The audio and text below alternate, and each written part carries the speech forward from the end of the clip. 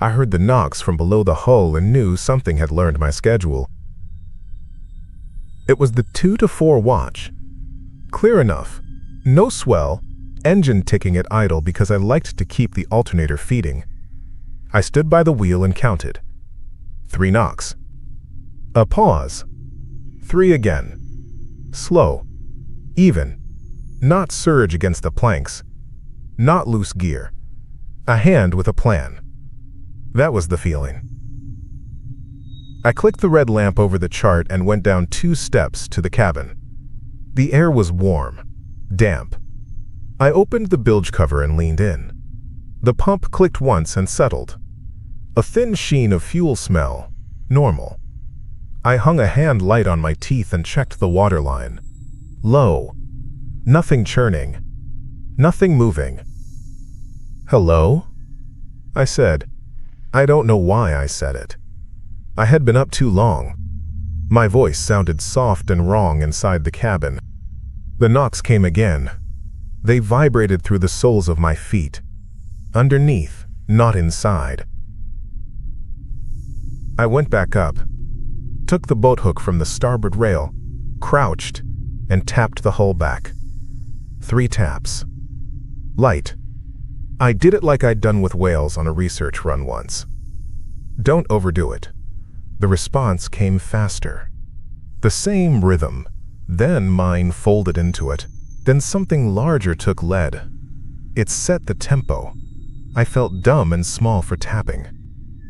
I stopped and stood there holding the hook, feeling the wood against my palm. The deck had wet rings on it near the scupper. Not full puddles. Perfect circles, a handful of them, in a line from the rail to the hatch. I touched one. It was tacky. Salt. I wiped my finger on my shorts and bent down. The rings were hand-sized. No, bigger. Mouth-sized, I thought, and then told myself to shut up. I checked lines. The aft spring had frayed fibers where it rubbed the chalk, but it wasn't under load. We were free.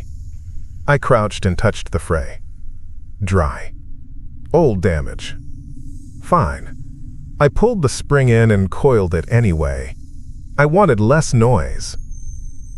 Any traffic near 26 North, 112 West, I said on the handheld. Low power. This is Blue Penny. I got something under the hull. Say again. I stopped. What do you call that? I let go. Static. I didn't want to say it. The VHF felt heavy in my hand, so I put it back in the holder. The knocks kept on. It hit just forward of the keel. Same place, like it knew where I slept. It did. I slept forward. I was not sleeping now. I walked up to the bow and looked down. Slap of hull water. Normal. Something pale flashed, then gone. I thought it was moonlight. There wasn't much moon. My nails scraped the paint where someone had patched badly. There were little beads of clear jelly stuck under the rail. I rubbed one with my thumb and it popped. It left a smear like clear egg white. I pulled my hand away and wiped it off on a rag without thinking. I had seen those before 2 days back at the cannery pier where I anchored to wait out the blow. Under the plank pier, there were clusters of the same jelly sacks stuck to the piles. I had knocked a bunch off with the boat hook because I didn't want them coating my hull. They popped the same way. I told myself they were some kind of freak barnacle. They weren't barnacles. I went below and checked the pump again. I flicked it on manual. It gurgled, spit a little, then ran dry. I shut it off. 3 more knocks. The mirror over the sink buzzed against the screw. The pace quickened like it wanted me to hurry. I dug in the log for something to read while I pretended to be calm. The boat had come with old logs. The previous owner kept notes like he was checking in with himself. I flipped to his last season. The paper was damp on the edges. He had drawn tiny circles on some pages like coffee rings. In the margin he had written "Spawn?" with a question mark. Under that, "Hear them first." Then, "Never answer." Then a line with 3 dots, drawn in a triangle. I stared at that and listened to the knocks match it. Triangles. I shut the book. My hands shook. "You idiot," I said. I had answered. I went back up and took the hatch off to see into the anchor locker. It smelled like old rope and salt. Something moved behind the hose pipe. I jammed the light in. I saw nothing. I thought I heard liquid shifting, but it was just my blood in my head. I started the main and brought the RPM up to 1800. The vibrations changed. The knocks followed for a second, then stopped. Quiet. Good. I held that for a minute. I let myself think it was gone. Something thumped the hull from port, hard enough to push me into the rail. The wheel jumped in my hand. I hit the throttle to try and shake it. The prop wash surged. Something dragged along the keel and let go. I felt like it ran its nails down me. Okay, I said. My throat was dry. I changed course 20 degrees to the east. No reason, just to not be where I was. The knocks came again under the new heading, as if they were guiding. They settled to the triangle beat. You can say a thing learned your schedule, your watch, your steps. Mine had learned when I changed course out of habit on a long night. It had learned when I got sleepy, when I went for coffee, when I pissed aft. I felt that in my bones. I don't know how to explain it in writing. It was like feeling watched, but from the water. I swung the bow to run for the lights of the town. Distant glow. Long way. I pushed the throttle up. The engine whined that thin note it makes before it smokes. I didn't care. A pale limb broke the surface off the starboard bow. It was slick and raw white, like a hand left in water too long. It had rings along it, not suckers like on TV, just rings, raw mouth circles. It slid over and slapped the hull, slow. It tested. I swung the pole and hit it. It felt like hitting a wet duffel bag. It curled away. The rings left perfect wet circles where it touched.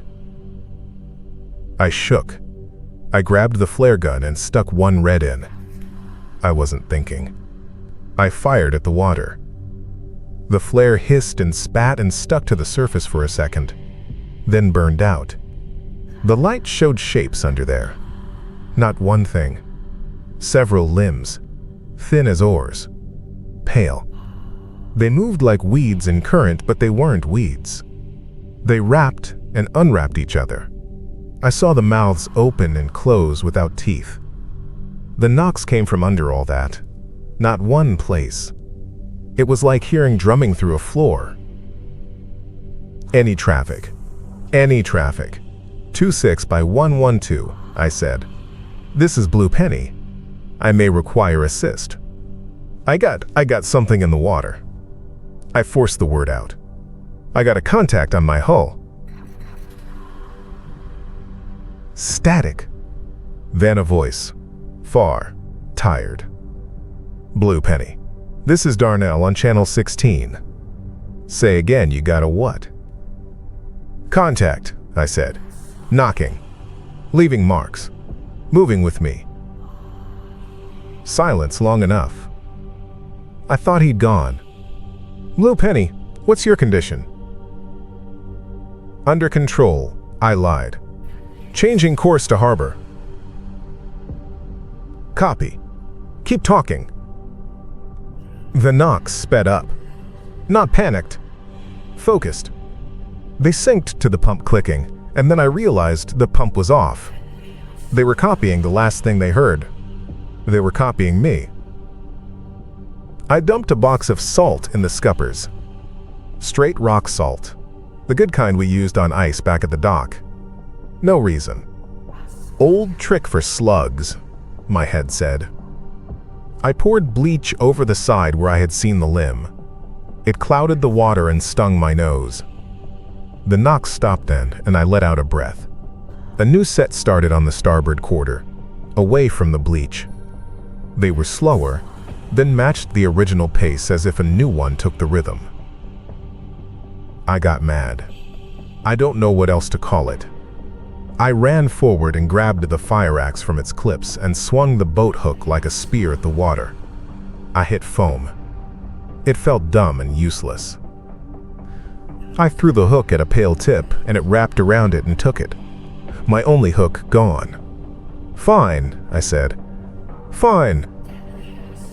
The boat surged and then slowed. Something was on the prop. I felt the engine labor. No. I eased back to idle. The knocks started cheerleaders in my head. I slipped into neutral.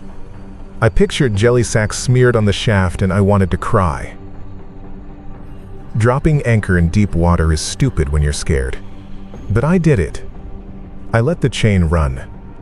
It rattled out, screaming on the gypsy. When it struck bottom, the boat yawed. The knocks shifted to the new angle with me, closer to the bow now. The chain went slack, then tight, then slack. Something was playing with it. I felt the chain shudder and knew something was on it, tasting it. I hauled 10 feet up quick to get it off the bottom. My hands burned. The knocks picked up with each pull, like I was feeding it a beat. I looked down at the rail again and saw eggs. Not many. Little clear beads stuck under the plank lip. They were new. They hadn't been there midday. They left threads where they clung. I scraped them with the back of my knife and they came off in a sheet, like snot. I wanted to puke. I threw them over. They clung to each other in the air and hit the water as one. Something pale rose under to catch them before they could sink. I saw 3 limbs under there now, and they all turned in toward the sheet. They touched it tender. That's when I knew. I had knocked off a nest at the cannery. I had brought those jelly strings with me in the plank seams. They had been in the bilge water.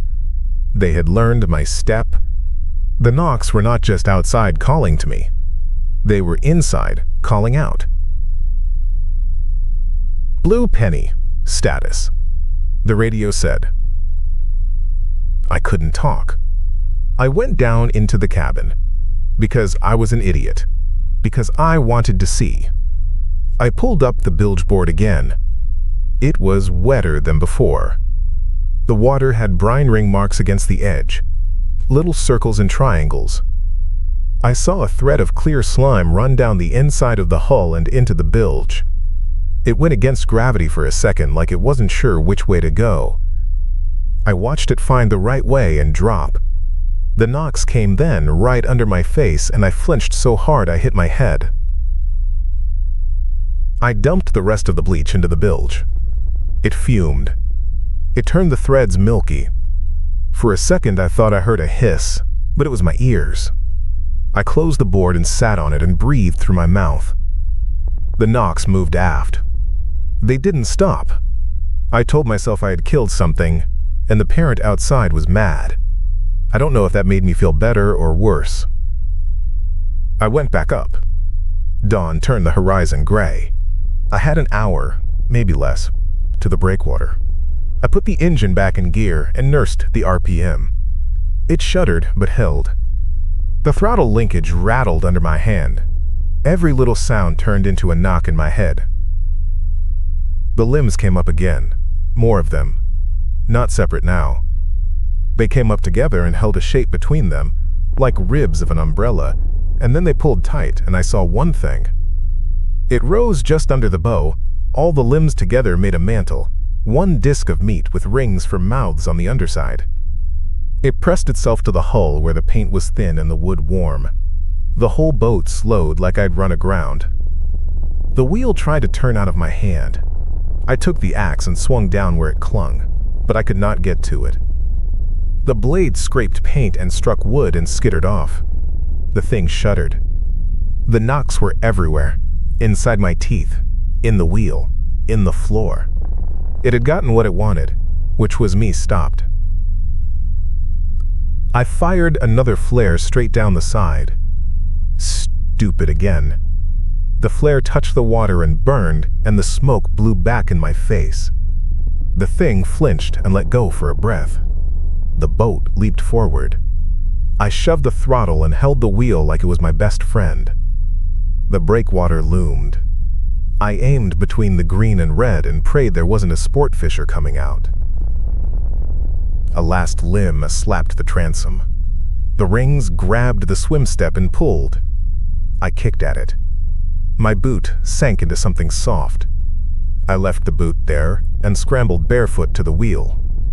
I heard my own voice say, "Hold together, sweetheart," and I don't say sweetheart to anything. We slid into the basin. The knocks syncopated with the mooring bells, and for a second I thought I'd lost my mind. The thing behind slapped the hull one more time, hard enough that everything on the shelf fell. The mug I liked cracked. I kept my hands on the wheel and steered for the travel lift. No one was at the yard this early. I laid into the horn. It blew weak and mad, and used up what was left of the accumulators. The travel lift operator, old Jim, came out with his shirt half on and his hat crooked. He looked at me and at the boat like I was on fire. "You can't just..." "Lift me," I said. The engine coughed and died. I could feel the hull being tasted. "Lift me." He saw my face and he moved.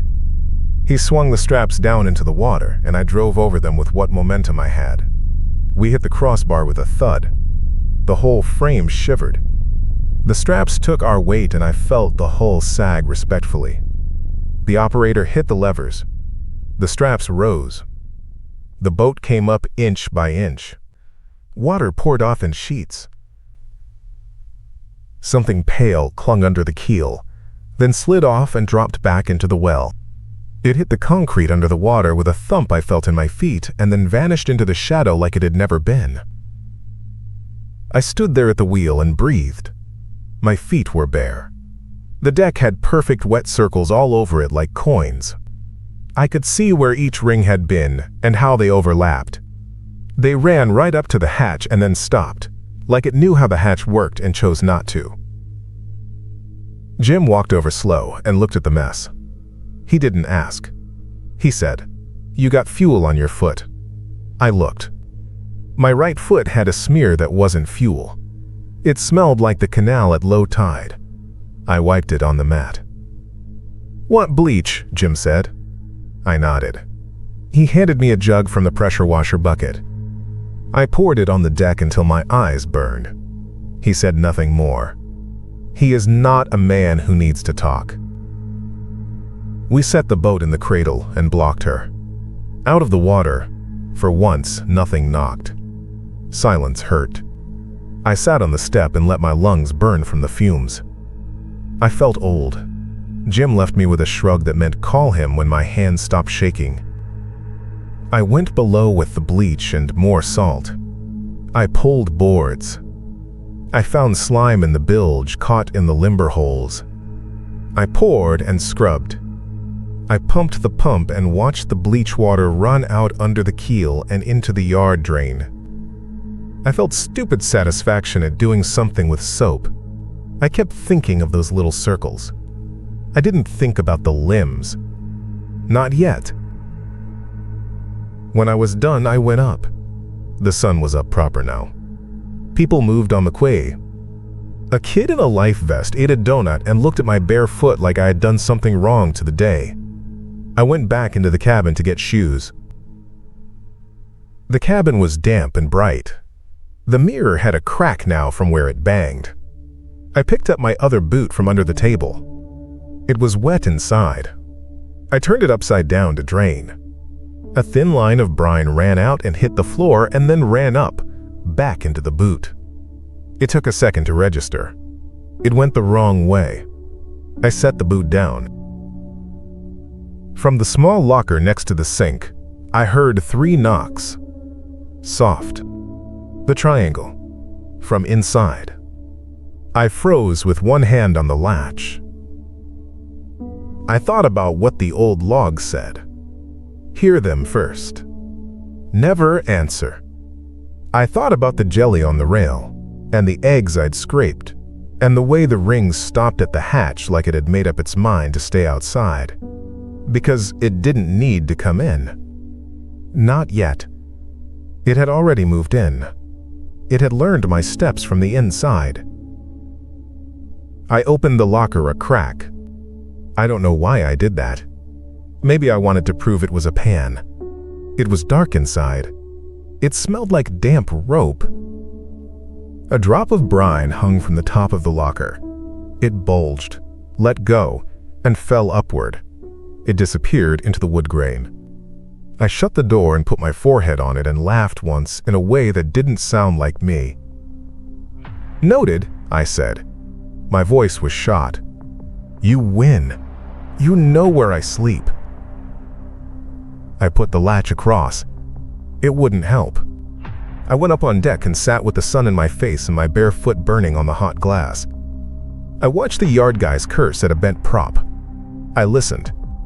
No knocks from below now. Only one in my head, patient. 3, 3, 3.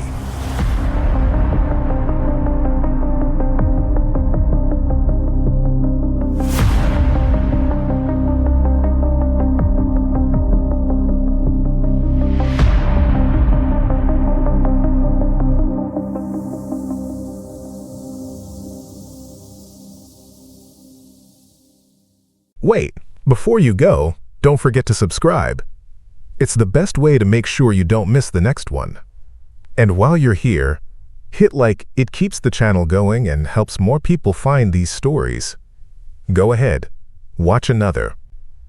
You've got time, right? See you in the next one.